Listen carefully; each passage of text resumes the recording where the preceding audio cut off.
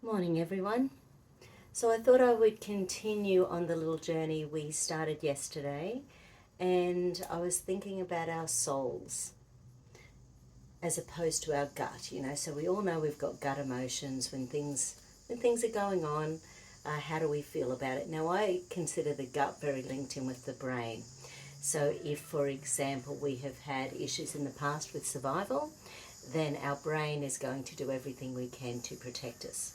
So basically protect us from being hurt, protect us from people who are angry, protect us from people who are trying to control us, protect us from people who are trying to take away our rights or our beliefs or our truths.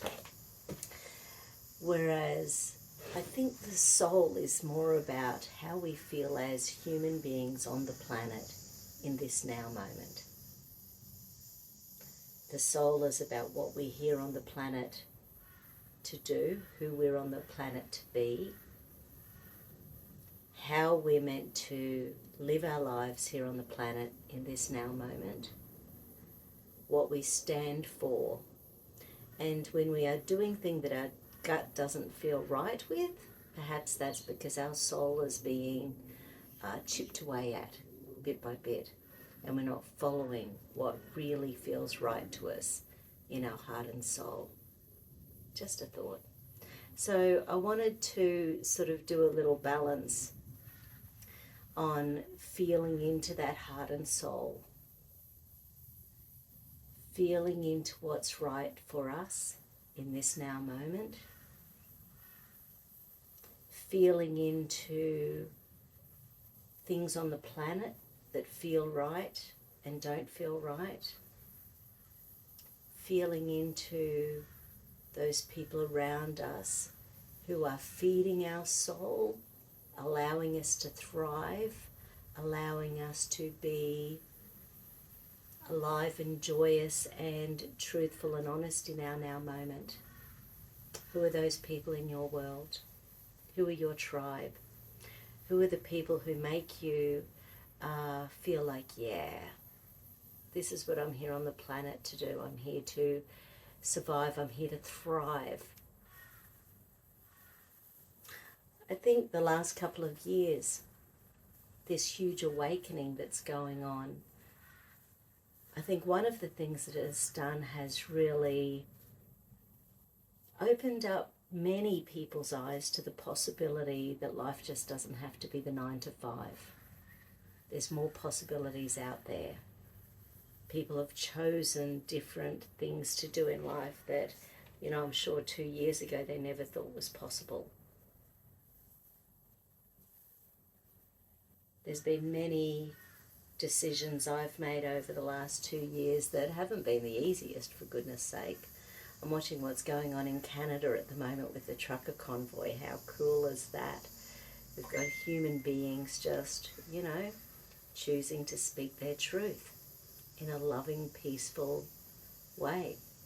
Not what the media is saying, of course, but very interesting.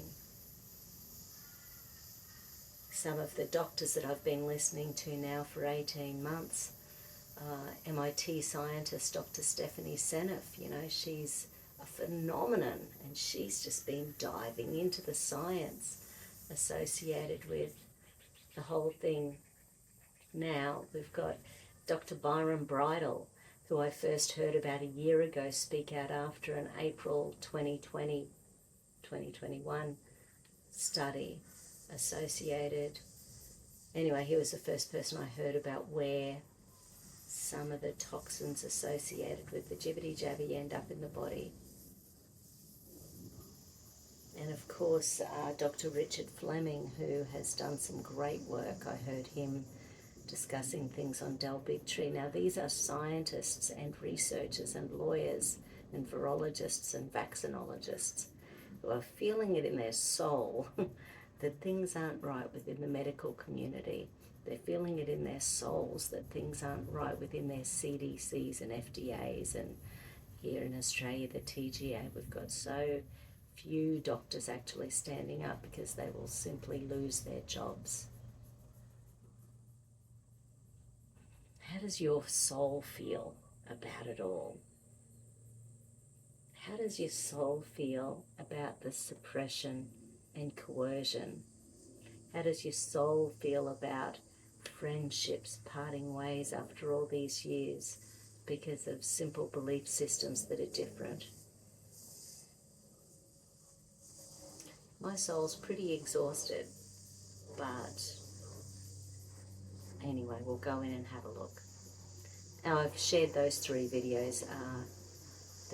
I've shared those on my New Leaf Natural Therapies page on Facebook. I've just got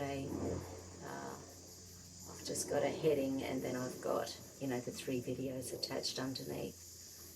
Stephanie's Seneff with Dr. McCullough.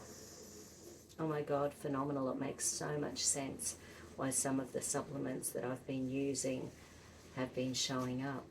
And when I've been using my AO scanner, because the AO scan not only shows the core issues with each system of the body, but it shows the emotions that are going on as well. So I'm just having a look on a day-by-day basis, having a look at my emotions and going, yep, let's raise that vibration. Let's get out of the 3rd dimension, back into the 4th, take in the information, and then raise our vibration to the 6th and above. 5th, 6th, 7th. I've also been listening to people who are talking about quantum physics and how 2 things can be going on simultaneously on the same planet at the same time. So it's one of Laurie Ladd and people like that, and they're sort of, that 3rd dimension, it's based on that matrix, that coercion, that paradigm that we're born into on this planet. We're born into it, so of course many people are simply there and don't see anything else. Of course that's it. That 4th dimension, the 4th dimension is that taking in of information, that understanding of the big picture on the planet, that understanding of, oh, okay, this is what's going on. Interesting. So it's interesting time. So I'm going to just delve into the soul, and we'll see where we go from there. Take care, everyone. Part 2 coming up.